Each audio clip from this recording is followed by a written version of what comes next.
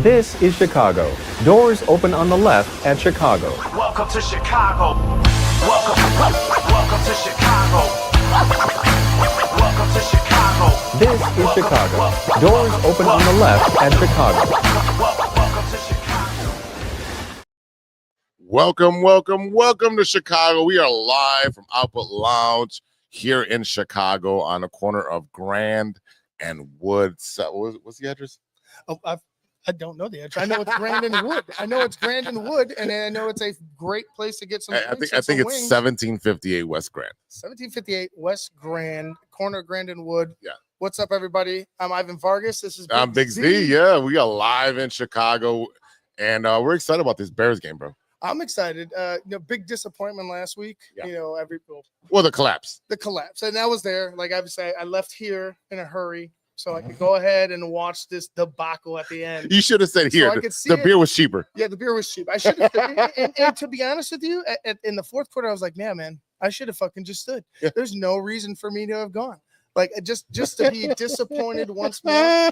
It reminded me of that Washington game, and people here, people here on TTNL and everything, like all our fans out here, they're like, Ivan, stop going to the game. So I'm like, are you Steven? Are you the mush? Am I the mush? I don't know. I don't know. I mean, you're 0-1 this season, but it's only been one game. It's only been one game, and to be honest with you, I feel like it's not my fault. I didn't allow 21 points in the fourth quarter. It wasn't 6-3 and out. I wasn't missing passes. No, you weren't. It wasn't me. I wasn't missing tackles. I couldn't stop the run. It wasn't me. So you're not the center and the left guard. I know that. All I gotta say, is that I feel like the Chicago Bears are going to come out of this little funk that they're in. What are they? 11-12 in the last 12 games. It's not great. It is not great. Sorry.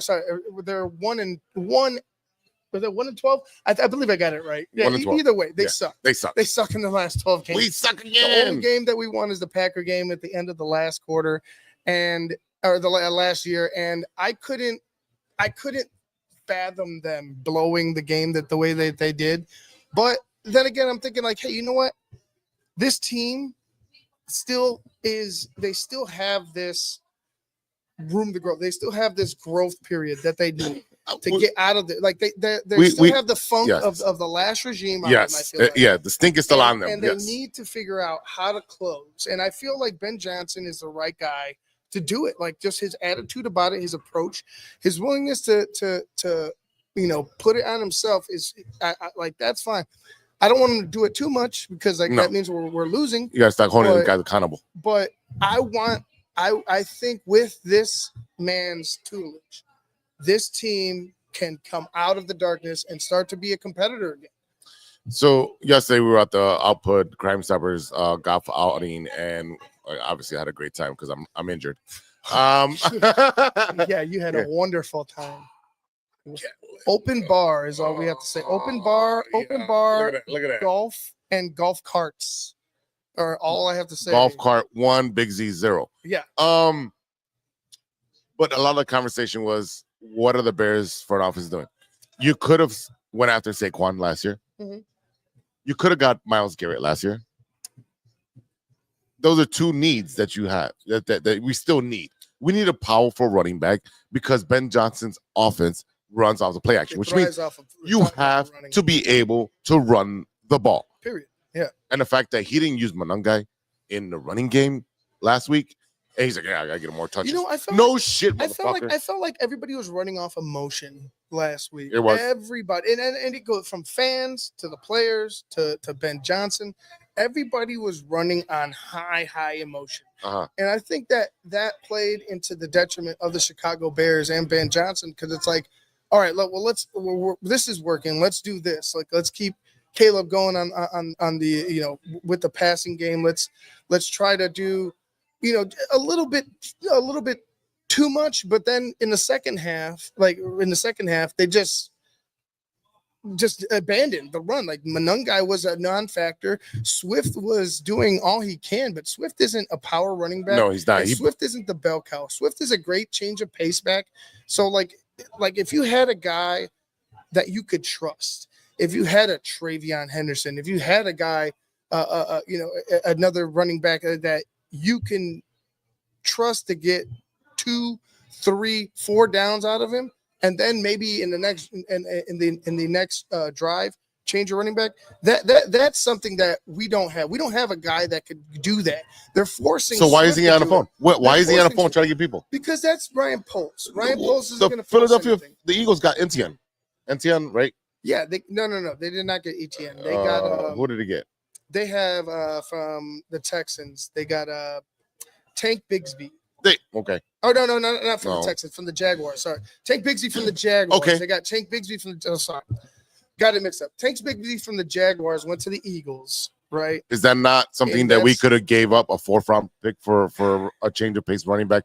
Our running back room is literally another running back, just another running back, like period. Because of Roschon, I don't trust Roschon. No, he hasn't played. The franchise pillar, Roschon Johnson. He's the Bears' Lonzo Ball. That's a good comp. Lonzo Ball to Roschon Johnson. Lots of talent. I mean, but you're not on the fucking court. You're not on the field. Definitely less money, but to be a franchise pillar, like the way that they talked about Lonzo being a point guard, and the way that they talked about. Oh yeah, when he was Roschon, there, the offense ran great. Right, the way that they talked about Roschon being a franchise pillar, like I could see the comparison. Yeah. But regardless of that, like they neglected the positions of need, and they went after luxury picks. Yes. How do you draft a tight end top 10 and he fucking gets nothing, barely anything in the fourth quarter? Hey, how is he not a factor? And this is something I brought up, and I brought it up on Keeping It 100 when Courtney Corlin was there. Okay. And I asked her, I was like, does he need to be like, he needs to be the number one factor. Like there's no other, like Cole Kmet, going to Cole Kmet should be a secondary. Cole Kmet should be getting the secondary options. He's your release not valve. The first. No, he's your release valve. Exactly. Exhausted everything. Okay, cool. Cole Kmet, boom. The there you go. offense should be more focused with that young tight end because you drafted him so high, you talked so highly of him, and you neglected the positions of need in offensive tackle and pass rusher, and those are the things that are glaring still with the Chicago Bears. Yeah, did they have some success in the first quarter? Yes. But when the push came to shove, they couldn't stop the run. They couldn't get to the pass rusher in the fourth, or get to the quarterback in the fourth quarter. And those are you had to get after that rookie quarterback and rattle him, and they couldn't do that in the second half. And he looked like Aaron Rodgers in that second half. He dissected the hell out of it. Well, the thing is that like I think everybody's overblowing JJ's performance. JJ did good. JJ did his job. Yes. But I think even that, like everybody's like, oh yeah, No. The running game paced open everything up for them. Everything up, because once the running game was eating 9, 7, 8, 6 chunks of yards every time they ran the football, it makes all it JJ easier. had to do was make one pass. One pass is magnified because of the lack of ability to stop the run. What he did, he made the right read at the right time, made a nice pass, and that's what he did. Let his players get the yak. Yeah, that's what he did, and that's what Caleb needs to do. Let his players cook. Let his players get the yak for him. He doesn't have to throw a 90-yard bomb. Get 10, 15 yards here and there. Let DJ Moore do it. Let Colson do it. Everybody else. The problem is that you're supposed to let the running game lead you. That's the fucking issue, and that's our issue. And that was something that was concerning. Like, why are we not running with Manungai? Why is it Swift? Is Manungai hurt? No, something he wasn't. Why is it Britton Brown? Even on the fucking, like, even suited up. Why isn't he ready to go? You need guys to be running the football. Have it be a hydra instead of trying to find a bell cow, because right now you don't have the guy. No. Because you missed out on the draft and you missed out on free agency. You got to wait till next year to find yourself a true that's going to be a problem. Number one back or a guy that can handle the load while Caleb, works in the pass game. Like, you need somebody that Caleb can trust in the running game the same way you need somebody that Caleb can trust in the passing game. I don't think they have that right now. They don't. So and again, Bears fans, calm your tits. You're not going to go from 4 wins to 12 to 15 wins. All right. It's going to be a process with Ben Johnson. He's going to have to evaluate. Swift will not be here next year. No, Swift will not. I don't believe so. No. He would. They will draft a running back, and they'll probably look at free agency and what they can do to add. But definitely Ben Johnson is going to put his fingerprint on the entire team going forward. He's gonna tell, I need this, I need that, I need this. And I know I'm the White Sox fan, but that's what Ozzy did. Mm-hmm. Oh, Carlos Lee, slugger? No. Give me Pasenik. Who? He plays defense. Speed. He knew they were lacking speed. He's like, I want some small ball. He can play defense. Carlos Lee going to be a DH? That was all Carlos Lee could be in the White Sox. Yes. Carlos Lee wasn't going to play any. And he's a defensive liability. And I know we're talking about baseball, but it's an analogy. It's an analogy. Come on. But when the coach says, I need this, this, and this to win, listen to the coach. What do we got? We have Wheeler's on the practice squad. Pop them on the screen. Let's see. Let's get these guys on the screen here. All right. I know we've been rambling off. Anthony, my boy Anthony Padgett was hoping Wheeler replaced. Yeah, I was hoping that too. But to think of a young guy who has already had, a lot to overcome last season when he wasn't hurt, to now having that injury, like no one's. I'm not saying that his career is written in stone as of now, but like it's tough to ask for him to overcome a injury like that right away. Maybe he was going to, maybe he finds a team and he gets better and he gets healthier, but I just never saw Wheeler as a guy that was going to, be a factor. Like he would have been a nice compliment, but he wasn't going to be like the X factor. No, in the running game. No. Oh, let's see what else we got. We got let's see. Go ahead, bring it up again. My expectations for the Bears are low. They have to. That's. I don't blame you, Mike. It's just what it is, right? It is what it is. You just got to hope for them to find that consistency. And it starts with the run. I really believe it starts with that run game and the offensive line. If they can establish that, Caleb that has a huge weight lifted off his shoulders. So the center we paid for, right? How about he does his job? Right. Well, no, you're absolutely right. That second half, it was literally a windmill. Last week, guys all over the place didn't do their job. Period. Yes. Like there's no excuses. Caleb on down, like everybody. Like from head coach on down, everybody had a blame in that loss. But what I'm saying is that, hey, like if you could establish this, that it lifts that load off of Caleb, because now the defense is on their toes with the play action, and then even with pressure, with pressure, Caleb he's proven it. Caleb will escape and give you a hard fucking time.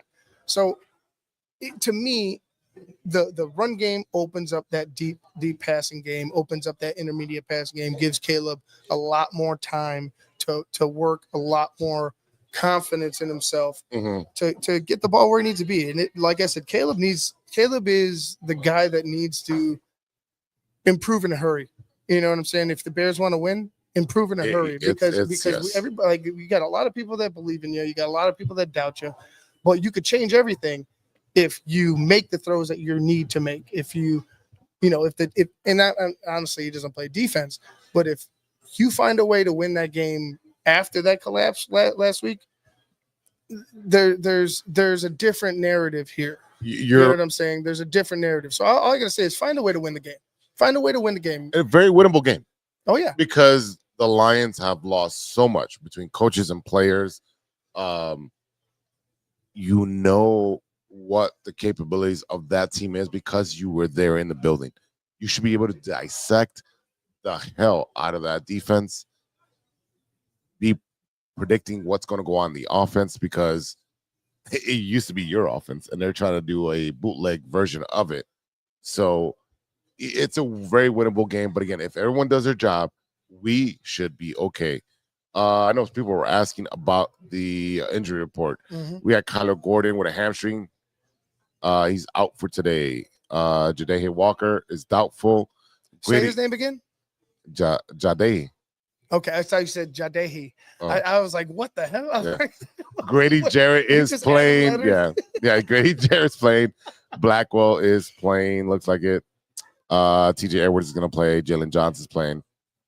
Roshan, I don't care about. Like, not that I don't care about Well, he's not on the injury report. What do you want me to say about it says Roshan foot. Johnson? If you're not fucking on the field, what can I say about you, bro? Like, there's no Your best ability is availability. Thanks for being the franchise pillar that's been on the bench or on the injury report. Franchise pillar on the IR.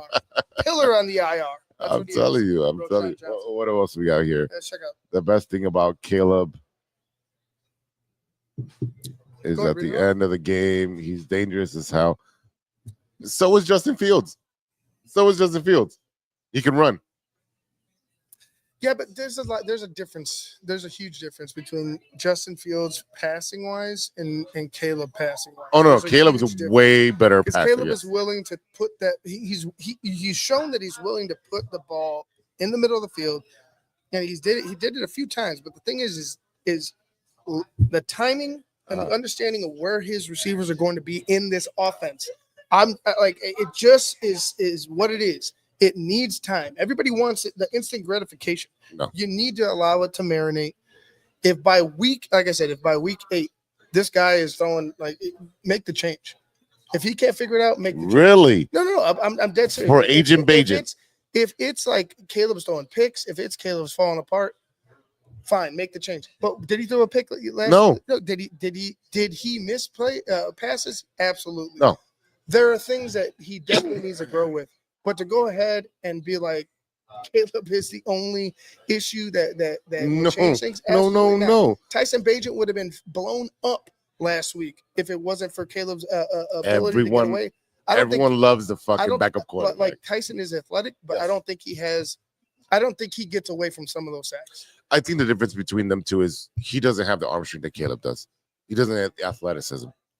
Does he understand the offense? 100%. Yeah, no. And you should, because you're watching. You're a backup. You're a backup. You should know the playbook inside and out. You're the right-hand man to the coach. And he's already been in the league, so he knows how to, like, he was in the league prior to Caleb, so it's like he had that year or whatever to grow. And it's not like I said, I love having Tyson Bagent. When they signed him, I was like, that's the best idea. Yes. To have somebody like that who's always ready, who wants to always be better. That's something that's valuable behind a guy, behind your quarterback, behind your starter.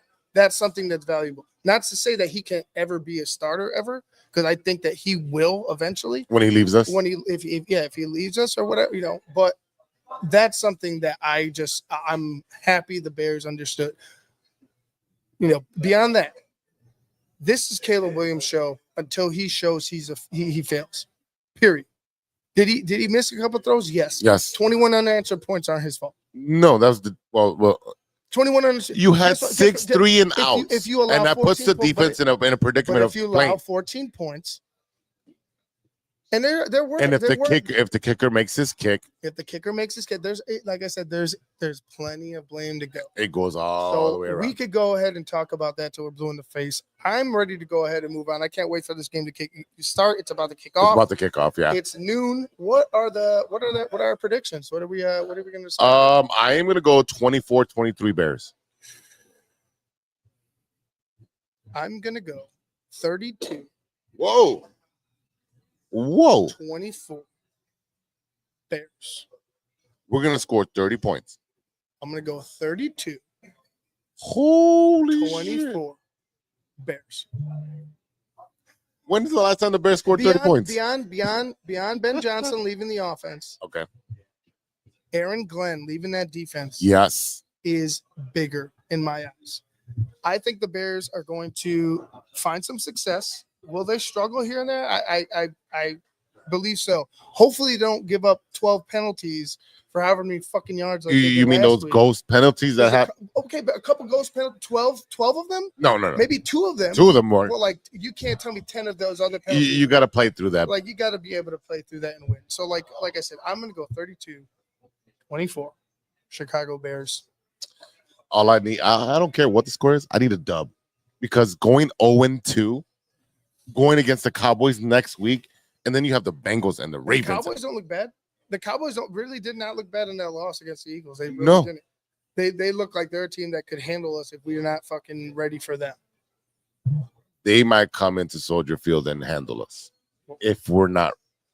I mean, if we continue to play and give up that many yards and that many points in the third and fourth quarter, where we're not making the adequate adjustments, we're gonna get handled.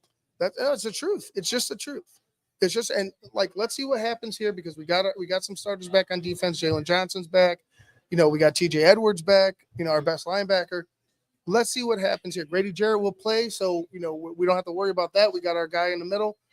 Let's see what happens here. I just feel like the Bears can get up, get off on this defense right here, right now. Wow, Bitcoin. I mean, we got a lot of Bears fans saying we're going to win, but Bears to lose. Yeah, I mean, shit. It is what it is. Like, make your bets now, gentlemen. Make your bets now, but because it's about to start. We're about to get rolling. All right, so we'll be back for halftime. So stay tuned. Watch the game. Halftime will be on our channel, True Chicago Sports Fans. It'll be on Big Z's channel, my Facebook channel. Halftime for the Patreons on TTNL will be on Patreon as usual, and then after that will be BHL with Phil and Shane. Here goes the kickoff, and we're underway. All right, guys. Are there. All right, boys. We'll check in after at halftime. All right. Appreciate you. Later.